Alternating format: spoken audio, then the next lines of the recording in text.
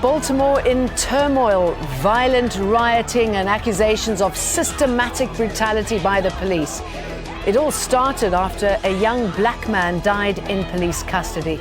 So what is behind this deep-seated violence, and is this unrest a reflection of America's social woes? This is Inside Story.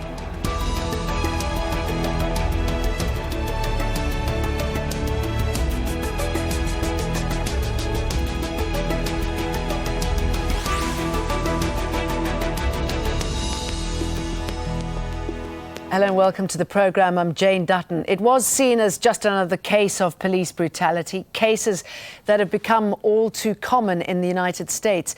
25-year-old Freddie Gray was arrested and, while in police custody, had his neck broken. His death on April the 19th ignited protests that have continued every day since.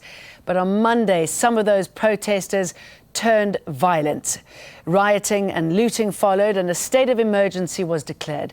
President Obama has condemned what he calls senseless violence and destruction, but even he couldn't ignore the deeper issues behind the unrest, pointing to the nation's slow rolling crisis.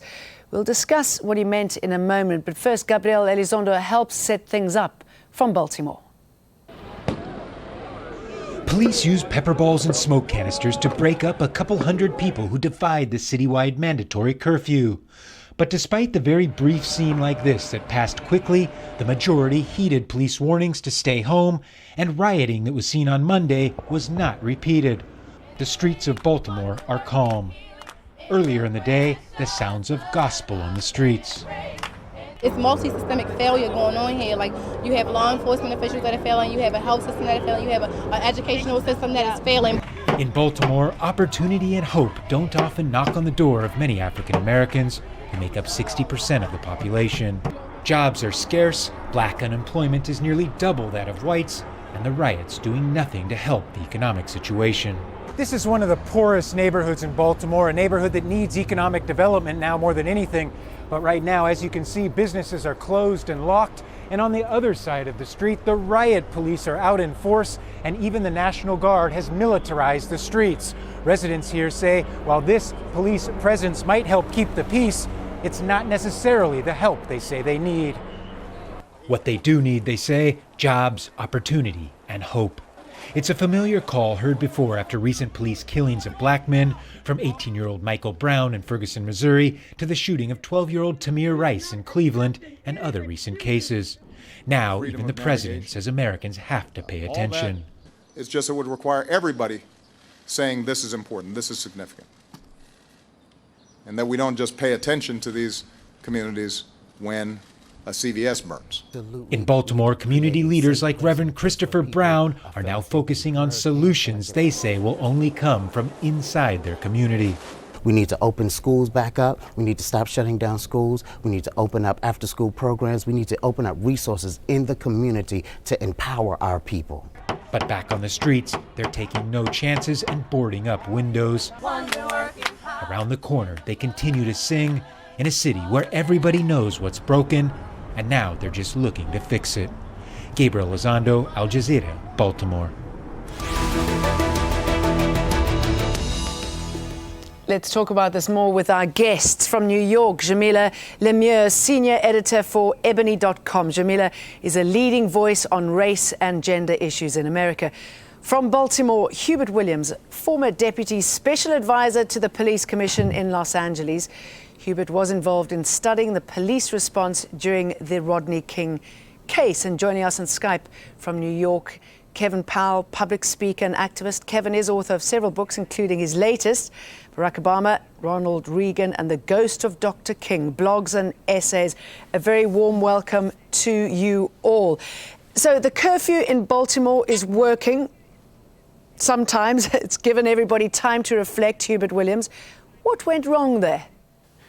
Well, the curfew seems to be working in terms of peace and tranquility in the neighborhoods. The issue that everyone is raising is whether or not there are underlying problems that cause these conflicts and tensions to exist, partially in community in terms of the needs and issues of that nature. And secondly, there's a critical issue in terms of the police with respect to visibility and accountability. Before we get to those underlying issues, on the day we had 80,000 people, pupils, schools were closed, there were no classes. One of the residents said that the police wanted a war and now they have a war. Is there any truth in that? Well, you've got people that will say anything. There's no war going on here in Baltimore. I can tell you that there are people that are very upset about what happened to this 25-year-old man, Gray, and I anticipate that we may have more problems in the city of Baltimore. But I think that the police and the city officials are prepared to deal with that. And that has to be addressed before we can deal with anything else. We can't have a riotous situation going on in the city and then try to resolve the problems that caused, the underlying problems that caused that in the first place. Let us not forget that this occurred because of an incident with the... Okay, so I'm going to jump in here. Jamila, in order to stop these riotous moments that Hubert Williams was talking about, how do you deal with these people taking to the streets, these thugs, as the mayor called them? Well, I certainly wouldn't call these people thugs. I'd call them concerned community members. I'd call them mourners. I'd call them people who've been systematically and generationally disenfranchised as citizens of the city of Baltimore. Failing schools, lack of opportunity, lack of jobs, gentrification. They're coming to the table with all of these things when they encounter news that this young man at 25 years old was left in grave condition after a very mysterious encounter with police. There are 45 minutes of his life that we don't know what happened to him. We don't know who harmed him. We don't know how his spine ended up broken. And a week later, he's dead.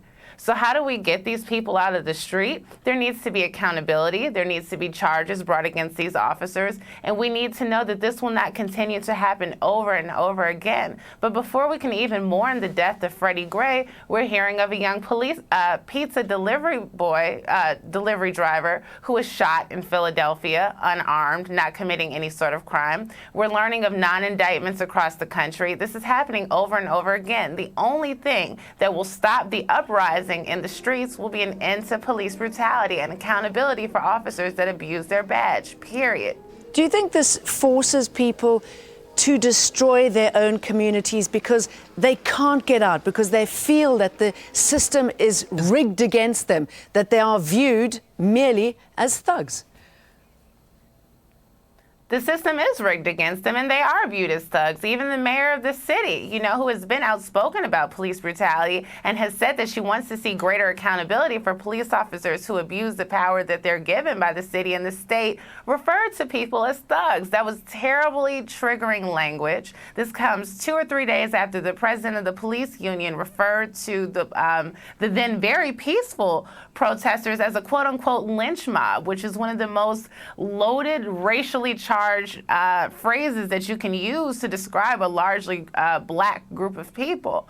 Again, people are taking to the streets in frustration and in pain, and I'm not going to look at someone who's dealing with generational poverty, who's dealing with cycles of abuse by police officers. Many of people in this community have been abused, have been arrested, have been pulled over for absolutely no reason, have had their livelihood challenged, have lost family members to the prison system and to mass incarceration because of the behavior of the police in the states and cities that force them to behave in this way. When they come into the streets and they burn down a CVS or they take a pair of gym shoes, I'm disappointed that that happened. I'm sorry for the business owners. I'm sorry for the people who weren't able to go to work and the children who weren't able to go to school. But they're not the cause for the violence. They are reacting to violence with violence. Kevin, you've seen this firsthand growing up, right? You grew up in a ghetto. You saw so much of the violence on a daily basis by the police. Do you think this violence starts to beget violence, the fact that people start to get used to being treated in this way? Well, I think, we need to have an honest conversation about America. And Jamila was talking about it. First of all, to describe the people as thugs and rioters is is racist, because we don't say that about white brothers and sisters in this country when they tear stuff up after sporting events, which happens all the time. We don't say that on Halloween when they're acting destructive all across the country. Number two, America was founded on violence. Native Americans were the original owners of this land, were the victims of genocide. African people were kidnapped from Africa forcibly by the use of violence and brought to this country and forced to work for free violently. And so when a country is rooted in violence, you know, the people in power are going to do everything they can to protect it. And the police are simply an occupying force. That's what they've made themselves into. Whenever you see any kind of disturbance, I've been in Ferguson, I was in Los Angeles, I've been in New York City, Bensonhurst, Howard Beach, you name it. I've been doing this work for 30 years as an activist since I was a youth myself. And it's the same thing everywhere you go. And so to try to blame the victims for them acting out and responding is disingenuous by the media, by people in the police forces around this country, as well as political leaders, whether they're white political leaders or black political leaders. The real issue is, as Jamila said so eloquently, are we going to deal with the root causes of the social economic disparities in this country, the things that people were like Fannie Hamer and Ella Baker and Malcolm X and Dr. King were talking about 45, 50 years ago? Or are we going to continue to put Band-Aids on stuff by saying, okay, here's some resources for an after-school program. Here's a poverty program for you all. That covers things for a little while, but it doesn't get to the root of the issue, which is people need jobs, they need educational opportunities, they need decent housing, they need an environment where they actually feel safe holistically. They need to deal with the issues of health and wellness in our communities, decent places to eat. We're talking about food justice in our environments. And so it's a whole range of things that people are responding to when they, quote unquote, rebel, because it's a rebellion. It's not a riot. People are rebelling against oppression and marginalization and feeling of being invisible and cordoned off. And yeah, the reason why they're destroying their own communities, or we are destroying our own communities, is because the police block any path into other communities. That's what happens. When LA exploded in 1992 after Rodney King, which the police gentleman knows about, you know, you could not get to Beverly Hills because they made sure they protected those communities. And so even how the communities are blocked off tells you who is considered valuable, who's not considered valuable, who's considered human, and who's considered inhuman in this country. And that's what we have to talk about if we're serious about having an honest conversation, not about racial tension, not about post-racial America, but systemic racism, which is alive and well in 2015. Whether there's a black man in the White House or not is irrelevant. I'm going to go back to what Jamila said when she brought up the latest incident of police violence. And of course, we know that this is not the first time what was going on in Baltimore of these kind of riots. The city erupted one night in 1968 after the murder of civil rights leader Martin Luther King Jr. Businesses were burned and looted, and the National Guard was deployed to keep the peace. But the Baltimore of today is very different to 1968. Its mayor, police commissioner, and a large number of its police force are black. So if that is the case, I see that you are shaking your head, Kevin, but I'm just going to put this to Hubert. If there is better representation, which that graph seems to suggest, why is there still so much violence taken out, particularly on black underprivileged people in Baltimore? What's the problem there? Well, the representation is important. It's very important, but it's not dispositive. It does not respond to all of the issues or concerns that exist. And one thing I'd like to put on the table right from the outset is that there is a system of laws in the country. When people are violating those laws, we classify them as criminals.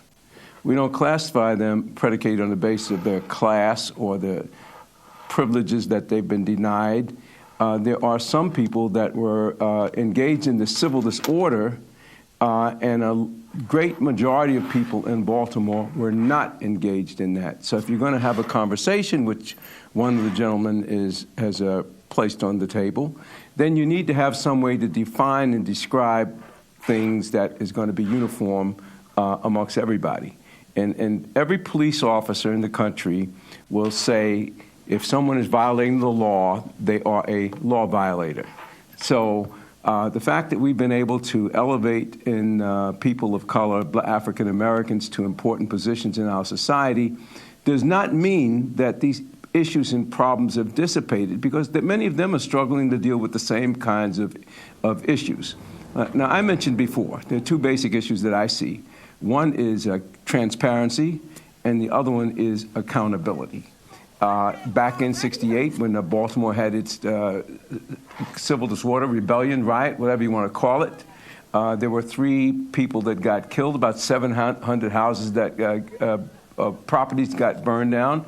Now, L.A., if you think about it, was about 60 people got killed, and there was $1 billion in property damage. Now, we should all, irrespective of our class, of our race, and everything, try to do whatever's necessary to have safe and secure communities, and we have to also try to deal with the problems in our society that deprive people of basic and fundamental rights. But sorry, excuse me, jumping here, you say that people have the right to safe and secure communities, Jamila. I mean, how do you think people in Baltimore feel? I mean, I was reading that between 2011 and 2014, the city paid out $6 million to victims of police beatings, and this effectively shut them up. Absolutely. And if I'm a taxpayer, that means I am paying police officers for the right to be abusive in our communities, and when they are, when they are publicly held accountable in any sort of way, the only accountability comes through these payouts. It rarely comes through convictions. Then, as a taxpayer, I'm now paying the victims of the people who look like me to be, who've been abused by police officers. I would imagine that the people of Baltimore, much like the people here in New York, like the people of Ferguson, like the people in Chicago and Detroit, feel frustrated because they're dealing with these economic injustice, they're dealing with a lack of opportunity, they're dealing with failing schools that creates patterns of crime and despair and poverty. Most people don't steal because they're just bad people who want to steal. They're stealing to eat, which is why you saw so many people who are looting a CVS. A CVS isn't a Macy's or a Nordstrom. People were walking out with diapers and baby formula. These are things that they need and things that they may not be able to get because of the ways in which parts of the city were shut down due to the over-militarized police that met peaceful protesters earlier in the week. Yeah, so I mean, that's a point. Sorry, can I bring that up with Kevin? We are seeing an over-militarization of American police, whereas many other countries in the world are seeing a growth in community policing. That's not the case where you are. Is that a fault? I have a blog that I wrote called Why Baltimore is Burning on Huffington Post. I hope your folks watching will check it out. For me, you cannot talk about what is going on without putting it in context, without having a very deep diagnosis. And what Jamila is talking about, what I'm talking about, is that there are systemic patterns in place around education, around housing, around the lack of resources, information, and services in certain communities in America. They happen to be poor communities, which is what I come from. They happen to be communities of color. They happen to be people who are just basically surviving day to day, literally. And then on top of that, the police force, which oftentimes is not trained properly to be culturally sensitive. Many of them don't even live in the communities that they police around the country. How do I know that? Because I've been to all 50 states. I've been to every major city in this country. I've been to every inner city in this country. Most of the time now, these officers don't even live in the communities that they're policing. And so there's automatically this kind of militaristic approach to dealing with folks. Here in New York City, where Jamil and I are, you're talking about a city where up until Mayor de Blasio got elected, 600 to 700,000 Black and Latino males were stopped and frisked every single year, but 90% of them were let go, not even arrested. Just the pattern of harassing. And it's not just Black males, there's also Black women who are killed over and over again by the police across this country.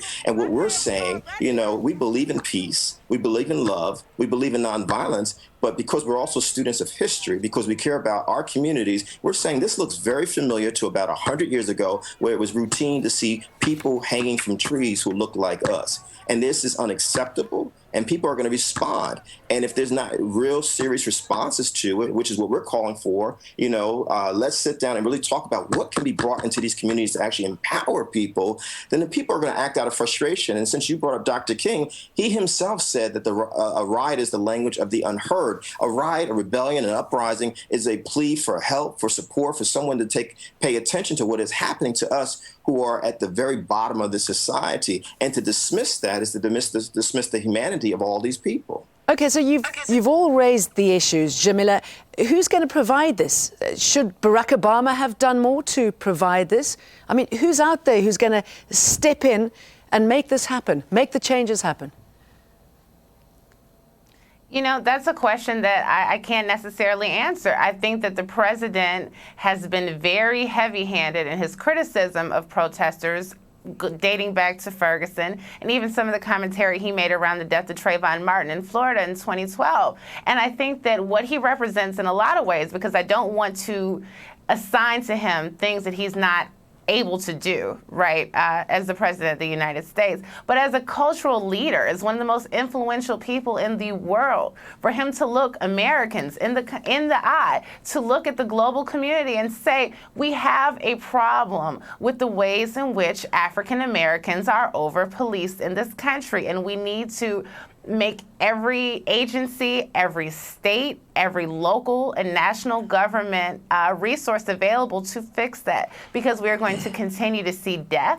We're going to continue to see destruction, and that's not okay. But to continue to push this narrative of the criminals in the streets that are destroying the great city of Baltimore, there is no great city of Baltimore at this point. It has been destroyed. If a 25-year-old can have his body broken and to die over the course of a week, the city was already destroyed before anyone put a fire in a CVS or a sneaker store, as far as I'm concerned.